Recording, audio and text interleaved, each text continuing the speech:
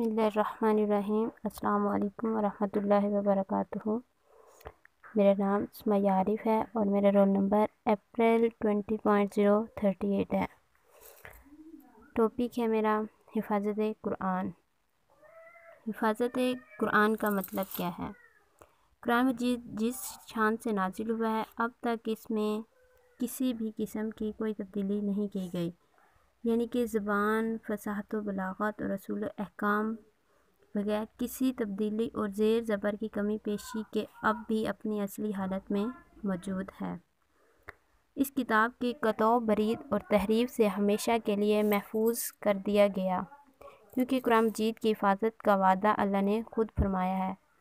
اللہ تعالیٰ سورۃ الحجر کی آیت نمبر 9 میں فرما رہے ہیں، اِنَّا نَحْنُ نَزَّلْنَا الذِّکْرَ وَإِنَّا لَهُ لَحَافِظُونَ۔ ترجمہ ہے، اور ہم نے یہ کتاب نازل کی ہے اور ہم ہی اس کے محافظ ہیں۔ حفاظت قرآن کس طرح سے ممکن ہے؟ حفاظت قرآن کی جو مین صورتیں ہیں وہ دو ہی ہیں، مطلب کہ ہم اس کو حفاظت بذریعہ زبانی یاد کرنا اور حفاظت بذریعہ کتابت و تدوین۔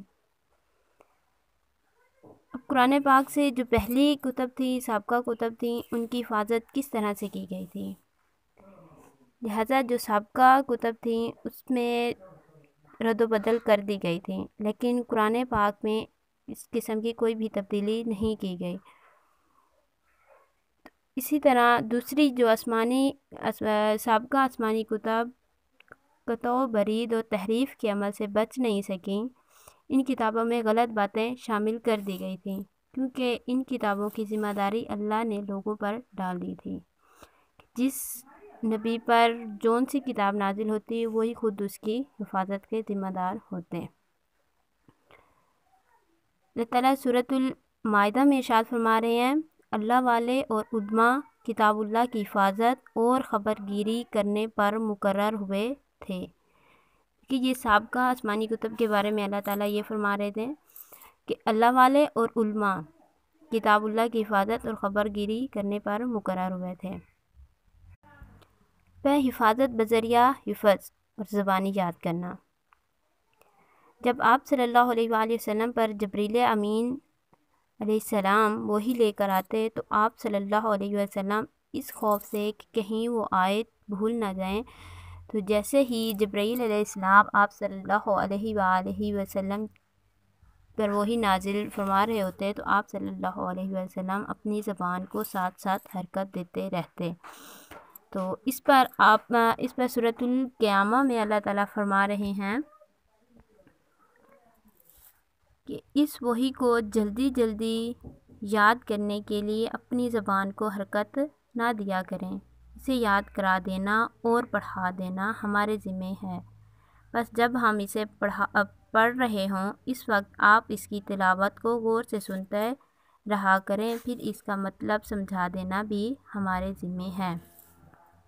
کہ نبی پاک صلی اللہ علیہ وآلہ وسلم پر جب وحی نازل ہوتی تو آپ صلی اللہ علیہ وآلہ وسلم اپنی زبان کو حرکت دیتے رہتے۔ اب حفاظت بذریعہ جمع و تدوین۔ اب ہوا کیا کہ جنگ یمامہ میں بہت سے صحابہ کرام جنہیں قرآن پاک حفظ تھا وہ شہید ہو گئے۔ تو اس پر حضرت عمر نے حضرت ابوبکر صدیق کو مشورہ دیا کہ اگر اسی طرح ہمارے جو صحابہ کرام ہیں اور جو ہمارے حفاظ لوگ ہیں اگر وہ شہید ہو گئے تو ہمارے لیے بہت مشکل ہو جائے گا قرآن پاک کو اپنی اصلی حالت میں محفوظ رکھنا۔ اس طرح سے پھر حفاظت بذریعہ جمع و تدوین کے لیے مختلف جو ادوار ہیں وہ ہیں۔ دور صدیقی میں بھی جمع تدوین ہوئی، دور عثمانی میں بھی، دور رسالت میں بھی۔ قرآن مجید کی جمع تدوین سے مراد کیا ہے؟ مطلب کہ اس کا مطلب کیا ہے جمع تدوین؟ کہ قرآن مجید کو حفاظت کی غرض سے ایک جگہ کتابی شکل میں ترتیب دے کر لکھ دینے کو جمع کرنا کہتے ہیں۔ قرآن مجید کی جمع تدوین 3 ادوار پر مشتمل ہے، مطلب کہ 3 دور ہوئے تھے اس کے، ایک بار دور صدیقی میں، دور عثمانی میں اور دور رسالت میں۔ دور رسالت میں تدوین قرآن آپ صلی اللہ علیہ وسلم کی حیات مبارکہ میں اگرچہ باقاعدہ طور پر ایک کتاب کی صورت میں قرآن مجید کی تدوین ممکن نہیں تھی، مختلف چیزوں پر قرآن مجید جیسے جیسے نازل ہوتا اس پر لکھتے ہمارے جو صحابہ کرام تھے وہ لکھتے گئے، کیونکہ قرآن مجید حالات و ضرورت کے پیش نظر رفتہ رفتہ نازل ہو رہا تھا۔ البتہ مختلف چیزوں پر لکھا ہوا ضرور موجود تھا، کہیں پتھر کی سلوں پر، کہیں کھجور کے پتوں پر، کہیں اونٹ کی شانے کی ہڈی پر، مختلف اجزاء کی صورت میں لکھا ہوا تھا۔ دور صدیقی میں تدوین قرآن کس طرح سے ہوا؟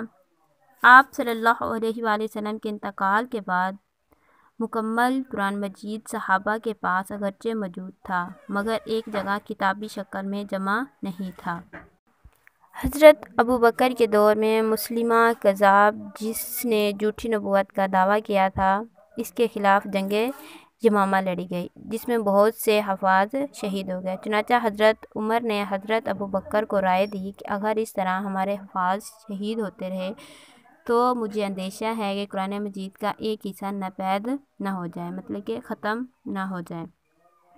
تو اس پر قرآن مجید کا ایک حصہ ناپید ہونے کے ڈر سے اس پر یہ رائے عمل میں لائی گئی کہ حضرت زید بن ثابت کی سربراہی میں نہایت چھان بین کے ساتھ قرآن کو جمع کرا دیا گیا۔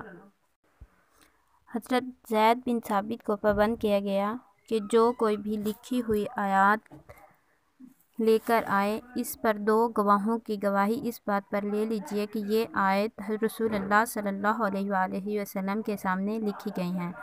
چنانچہ اس پر عمل ہوا اور مذکورہ بالا تینوں روایتوں اور ان کے علاوہ بہت سی روایتوں سے معلوم ہوا کہ عہد نبوی میں بہت سے صحابہ کرام کے پاس آیات لکھی ہوئی تھیں، بلکہ بعض کے پاس پورا قرآن مجید بھی لکھی ہوئی شکل میں موجود تھا۔ تو اسی میں عہد